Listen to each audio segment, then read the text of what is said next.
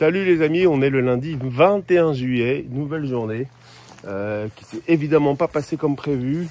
Pourquoi? Parce que ma petite débroussailleuse m'a encore fait un caprice. Alors là c'est récurrent. Mais du coup je me suis dit que à la fin de cette vidéo, la deuxième partie de la vidéo, je la passerai plutôt à vous donner des conseils à vous qui souhaitez investir dans une débroussailleuse. Ce sur quoi il faut faire attention. Parce qu'évidemment, il y a des choses qu'on vous explique pas et que vous apprenez à la dure, c'est-à-dire en utilisant votre débroussailleuse. Alors évidemment, vous allez toujours vérifier les moteurs, la puissance du moteur, en fonction du terrain que vous avez à entretenir. Vous allez vérifier si elle est, vous allez choisir si elle est à essence ou électrique, en fonction de vos possibilités et encore une fois de la taille du terrain et des choix technologiques que vous faites. Mais il y a d'autres aspects qu'il faut vérifier, donc j'en parlerai après. Elle a fonctionné une vingtaine de minutes avant de s'arrêter brusquement. Du coup, j'ai pu commencer à nettoyer. Donc voilà cette zone-là. Donc moi, je rase jamais à ras. Je laisse un tapis assez épais de gazon parce qu'on est dans un climat assez chaud. Il faut que je protège le sol et les petites bêtes qui y vivent. Donc on voit là que j'ai enlevé le plus gros. Déjà l'herbe avec cette chaleur, elle a déjà commencé à sécher, ça c'est impressionnant. Parce que j'ai tondu il y a 2 heures. Et ici on voit la différence, hein. Là où j'ai rien fait. On voit la taille de l'herbe, donc elle fait, je sais pas, 60 cm. Et par rapport à ici. Ouais, parce qu'en fait, comme la débroussailleuse, elle était chez le mécano pendant pas mal de temps. Et qu'avant j'étais en vacances. Bah du coup, toute la végétation a poussé. Mais bon. Du coup, j'en ai profité pour faire quoi? J'en ai profité pour arracher à la main le maximum de végétaux chiants, c'est-à-dire des végétaux qui font 80 cm, 1 mètre. Alors, des végétaux comme ça, je peux pas le faire à la main, faut que j'ai la débroussailleuse. Regardez la taille des épines. Ça, à la main, ça transperce tous les gants que vous souhaitiez. Il faudrait l'attraper par le collet vraiment à la base, mais le temps d'y arriver, vous êtes écorché par toutes ces épines. Donc ça typiquement il faut que j'ai la débroussailleuse pour l'enlever. Mais sinon quand j'ai des plants, des herbes hautes comme celle-là ou des pousses de tournesol de 80 cm, 1 mètre, paf, j'ai tout arraché et j'ai tout ramené là, regardez. Je me suis fait un tas. Donc regardez la taille du tas par rapport à moi. Ça fait quoi? Ça fait je sais pas 1,40 m sur 2 mètres. 2 mètres de long. Pourquoi j'ai fait ce tas-là? Alors déjà, parce que si je passe dedans avec la débroussailleuse, ça la fatigue. Forcément parce que c'est très dense, c'est très lourd à couper. Ou alors il faut que vous coupiez en hauteur, vous descendez 40 cm, vous coupez comme ça, vous redescendez 40 cm, donc c'est chiant. Pas grand monde le fait. Même si j'ai une débroussailleuse puissante, ça la fatigue. Donc comme sachant que j'allais avoir besoin de terre dans quelques semaines, enfin plutôt mois même, plutôt dans 3 à 6 mois, je me suis dit, comme c'est la saison des pluies, je fais un gros tas de végétation ici. Et puis, je laisse la pluie faire son œuvre, que ça se décompose et que ça me fasse un espèce de terreau. Ça sera pas suffisant, mais ça me fera de la terre pour faire des semis, ce genre de choses. Donc ça sera hyper intéressant. Sinon, enfin, donc, vous en souvenez pas, j'en ai peut-être pas parlé d'ailleurs, je me souviens plus. Mais j'avais pris une branche de cet origan qui s'étend partout là, qu'ils appellent l'origan chinois. Et je l'avais mise, quand je dis mise, posée au sol. Hop, autour de la petite maisonnette. J'ai commencé à faire, à l'habiller. Déjà pour empêcher que ce soit des mauvaises herbes, enfin des herbes sauvages qui poussent. Mais aussi parce que, fallait que j'habille ça. Donc là, j'ai planté un aloe vera. Qui est un petit peu... Là, j'ai déclenché l'arrosage d'ailleurs. Vous voyez, c'est plus du goutte à goutte qu'autre chose. Donc, j'avais planté un aloe vera ici qui commence à aller bien. Et là, j'avais mis ma branche. Et elle s'est enracinée toute seule. Hein. Là, ça y est, je l'avais juste posée dans le sol. Et là, elle s'est enracinée. C'est incroyable. Et je l'ai pas arrosé. Enfin, c'est pas que je l'ai laissé creuser, mais je l'ai fait à la dure. Et visiblement, c'est hyper solide cet origan. Donc là, fatalement, avec le peu d'eau qu'il y a, l'eau qu'il y a ici, ça risque de coloniser toutes ces zones-là, mais bon, c'est pas dramatique, hein, vu ce que j'en fais. Au pire, ça repoussera certains nuisibles avec son odeur, ses huiles essentielles. Et peut-être que si j'en ai vraiment trop, j'essaierai de voir si je peux pas justement extraire les huiles essentielles pour les utiliser dans de l'aromathérapie ou ce genre de choses. Là, j'ai mon chayamaya, donc les épinards locales qui poussent bien, qui s'y plaît, mais lui, c'est un arbre endémique à cette région, donc il n'y a pas de raison. Donc il a un tout petit peu d'eau qui coule de temps en temps. C'est la dernière fois que j'ai mis l'arrosage, c'était il y a 2 semaines. Non, il y a 1 semaine, la semaine dernière. Comme il pleut de temps en temps, pas trop besoin, malgré les 35 degrés, ouais, il n'y a pas trop besoin d'arroser.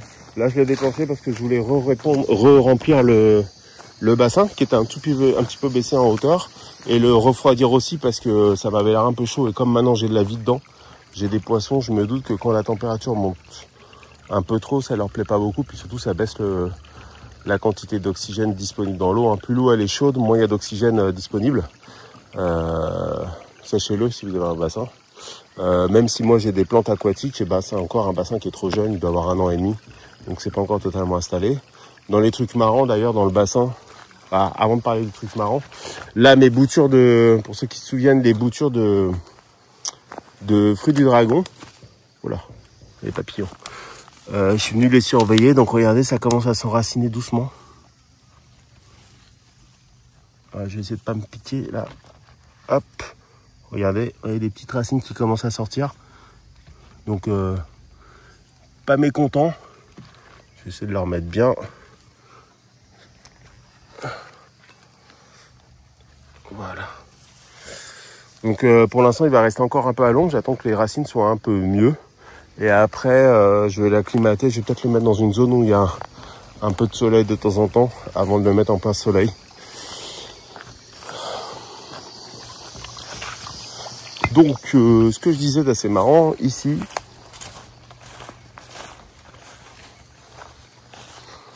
voilà, comment on la voit à peine, ici, ça là, c'est une fleur de lotus. J'avais mis dans le bassin il y a peut-être, je sais pas, 3 mois. Bon, on a été coupé par l'iPhone avait trop chaud. Donc je disais, hop, un lotus que j'ai mis il y a quoi, 1 mois et demi, 2 mois, et qui a commencé à faire sa floraison, donc c'est assez sympa, ça j'aime bien. Patientons pour voir s'il se développe comme il se doit. Voilà, donc ça c'est pour l'essentiel. Donc voilà, j'ai arraché un paquet d'herbes, mais on a l'impression que j'ai rien fait sur le terrain. Voilà, c'est un petit peu ingrat comme boulot, donc besoin d'encouragement pour le faire, mais je me console en me disant que peut-être dans 3 mois, 4 mois, j'aurai un beau terreau que je pourrais utiliser pour des plantations. Mais voilà, moi tout ça à débroussailler là. Donc il faut vraiment que je récupère une débroussailleuse en état de fonctionner à la rude quoi. Enfin je demande même pas la rude, hein, je comptais faire 3 sessions de 40 minutes. Là j'en ai fait une de 20 minutes. Donc compliqué. Compliqué pour mon organisation. Et ouais, on se sent dépassé parce que c'est des problèmes qui nous dépassent. Après là je pense avoir trouvé l'origine. J'ai parlé avec le gars, il m'a dit qu'il vérifierait, je pouvais lui amener la débroussailleuse demain, mardi ou mercredi pour qu'il regarde, et qu'il savait où est-ce que c'était. Enfin, qu'il pensait comprendre ce qui s'était passé. Mais là voilà, je vais vous montrer un petit peu ce sur quoi il faut faire attention quand vous avez une débroussailleuse, quand vous allez acheter une débroussailleuse.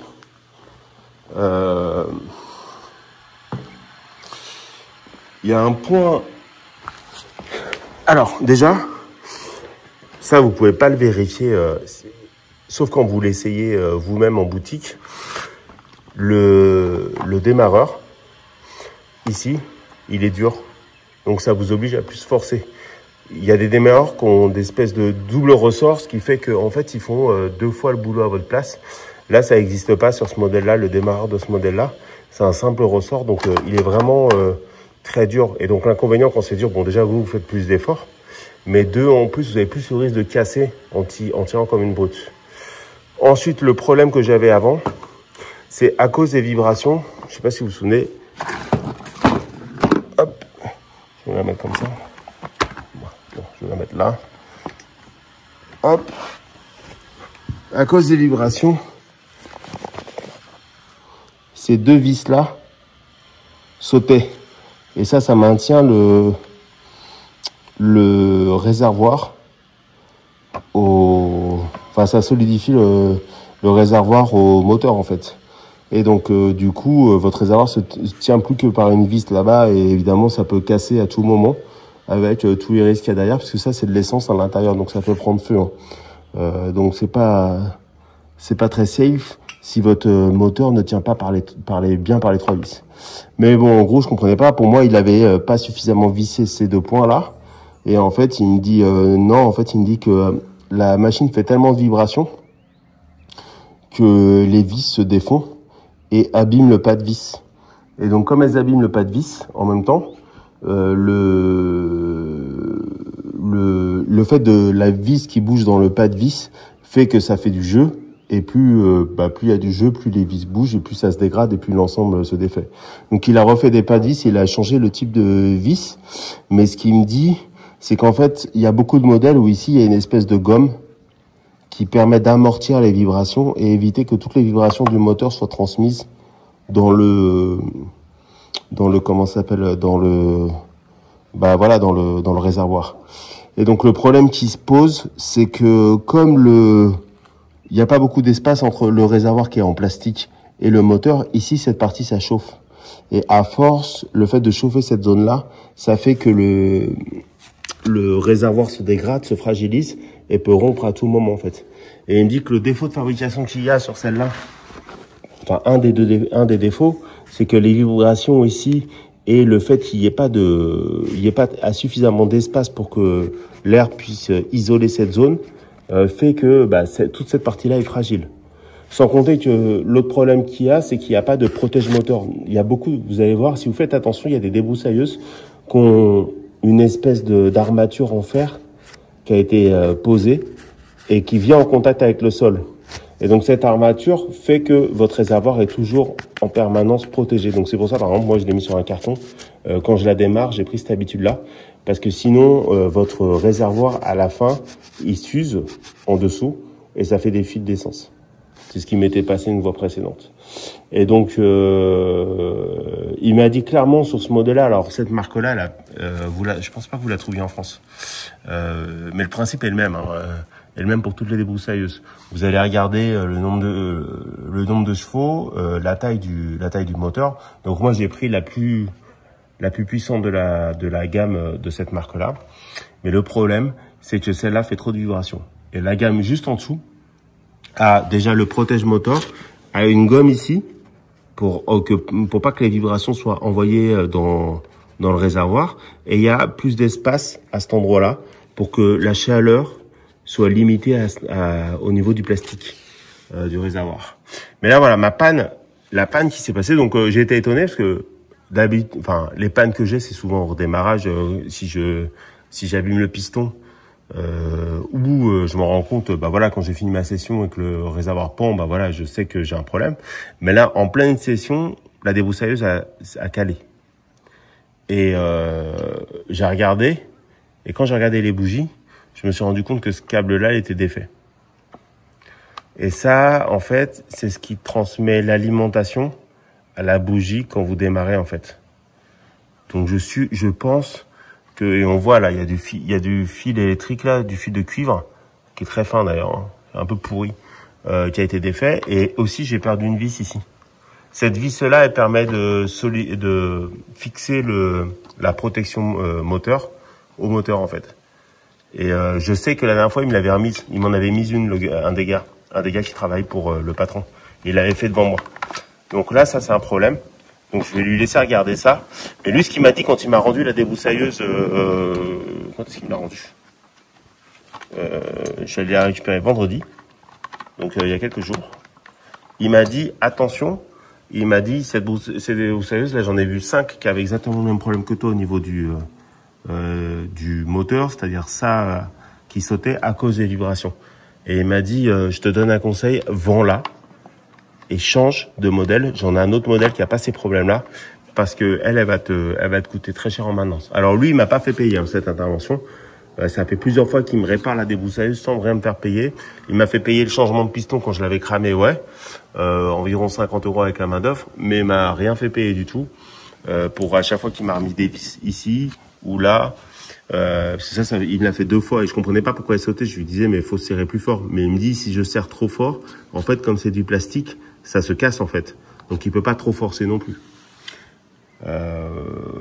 Donc voilà, quand vous allez acheter si vous achetez votre débroussailleuse et si vous en avez besoin d'une thermique parce que vous avez comme moi un terrain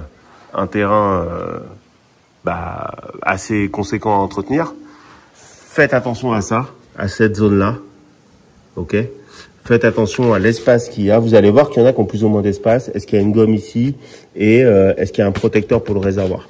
Si vous n'avez pas ça, changez de modèle, ok?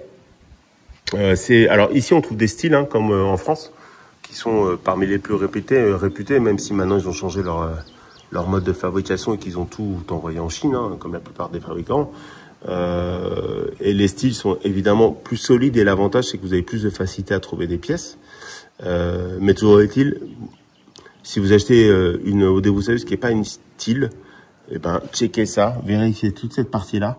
Vous n'avez pas besoin d'être à pro, souvenez-vous de ce que je vous ai dit. Vous avez quelques points de vérification et vous verrez, vous me remercierez, vous ferez des économies.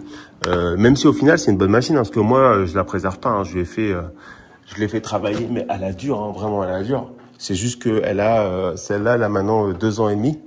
Et le modèle qu'il me propose, il fait environ 200 €, je dirais, à peu près.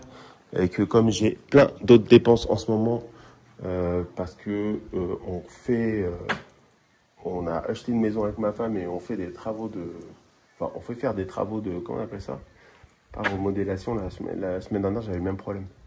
Pas remodélation, mais des travaux enfin bref, on refait l'intérieur. Et du coup on a pas mal de dépenses et si je pouvais éviter de dépenser 200 € dans cette petite bête, ça m'arrangerait. Mais je crois que je vais pas y couper, je vais juste essayer de la prolonger au maximum. De façon à ce que quand mes finances iront un peu mieux ou seront plus à l'aise, je m'achèterai un nouveau joujou. Voilà. C'était le principal de ce dont je voulais parler. Sinon tout le reste va plutôt bien. Ça c'est de la citronnelle qui va super bien. Alors vous avez vu la semaine dernière, j'ai nettoyé la bordure, mais ça a repoussé entre temps. Mais bon, rien d'insurmontable. Rien de non maîtrisable, c'est plutôt là-bas que ça m'inquiète, parce que j'aimerais bien nettoyer mieux que ce que j'ai fait aujourd'hui. Voilà. Ciao les amis, à bientôt, et profitez de cette nouvelle semaine.